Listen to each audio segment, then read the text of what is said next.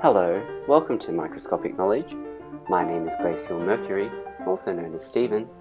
Let's learn the little things. I'm an anatomical pathologist and I spend a lot of my day looking down a microscope. Today we're going to do a general introduction to histology and then take a look at our skin. We know what our skin is, right? We see it and feel it every day. It covers the outside of our bodies. But do you know what its structure is? What its components are? This is what we'll talk about today. Firstly, microscopes and histology. Microscopes allow us to have a magnified view of small things, and histology is the study of tissues with microscopes. To see things with a microscope, samples are cut very thin, placed on a glass slide, and colored with chemical stains so they are visible. The standard stain is hematoxylin and eosin. Hematoxylin stains nuclei purple, and eosin stains cytoplasm pink. This stain is often referred to as H&E. The slide is then put on the stage of the microscope, light is transmitted through the slide, and we can see an image through the eyepieces.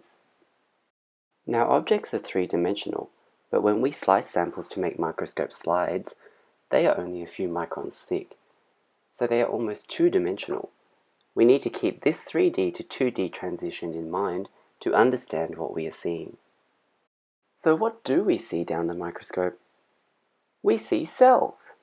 Cells are the building blocks of living things. Usually we can see two parts of a cell. Most of the cell is the cytoplasm, the pink material here, and in the cytoplasm we usually see the nucleus, the purple ovals inside the cells. The nucleus contains the DNA and the cytoplasm contains the other parts of the cell so that it can do what the DNA instructs it to do. Together, lots of cells and the substances they make can be organized to form tissues. There are four large categories of tissue: epithelium, nerve, muscle, and connective.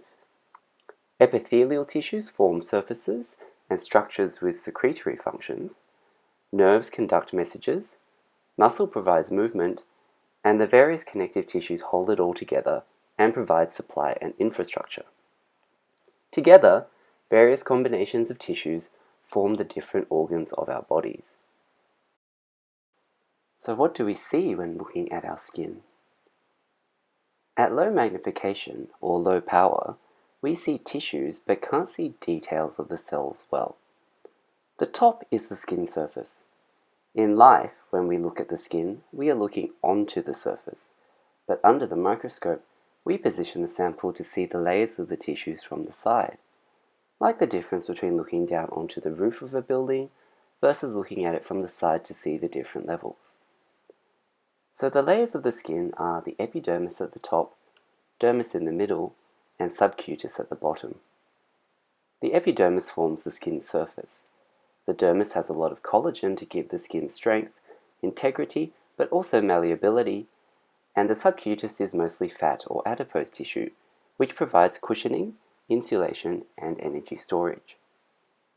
A few other things we can see here include part of a hair follicle with a sebaceous gland, a sweat gland, and some medium-sized blood vessels. At medium power, we can start to see the individual cells. Here we have the epidermis at the top and the dermis beneath.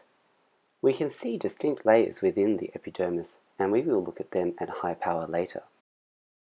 We can also see the epidermis dips down in projections and the dermis projects upwards, like two sets of fingers zipped together. These are the epidermal rete and the dermal papillae, and help to increase the surface area between the two layers, strengthening the joint and opposing shearing forces that might separate the two layers. In the dermis, we can see the collagen bundles that give it its strength, and we can see blood vessels that supply the whole skin with nutrients and oxygen, help take away waste products, and take part in thermoregulation.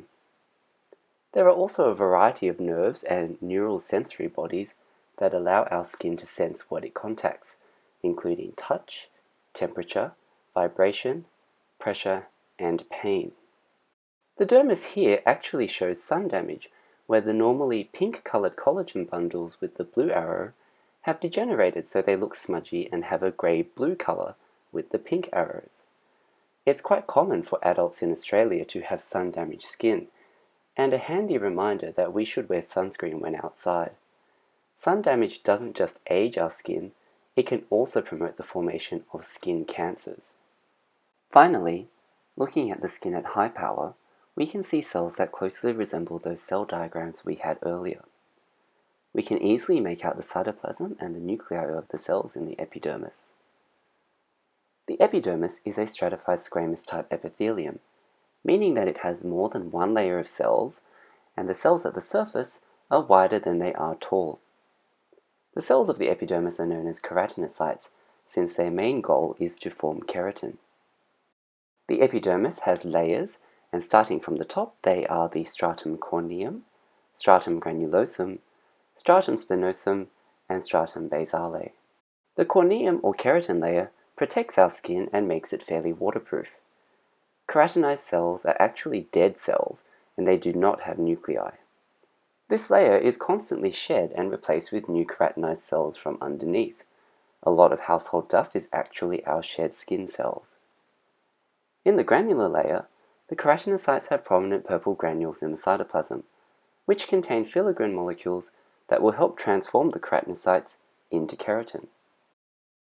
In the spinous layer, the keratinocytes do most of their growth and sometimes show off their intercellular bridges, which hold all the keratinocytes onto their neighbors and stop the epidermis falling apart. The basal layer is the dividing layer. These cells divide to replace the ones lost above and also to maintain the basal layer itself. The whole thickness of the epidermis is replaced over the span of 6 to 8 weeks. The epidermis provides a largely impermeable barrier between the outside world and our bodies, and stops us losing water and prevents germs from getting inside and causing infections. You can see that some of the basal cells have a faint brown color to them. That's because they've been given melanin. Melanin is a pigment made by melanocytes, which are another type of cell in the epidermis, but are much fewer in number than keratinocytes. Melanin helps protect the DNA of the basal keratinocytes from being damaged by ultraviolet light from the sun, and is part of what gives color to our skin. So I hope you have learned something today about what your skin is actually made of and how it works. These are some of the resources used in this video. Thank you for watching. I'm Glacial Mercury. May you have a great day and keep learning the little things.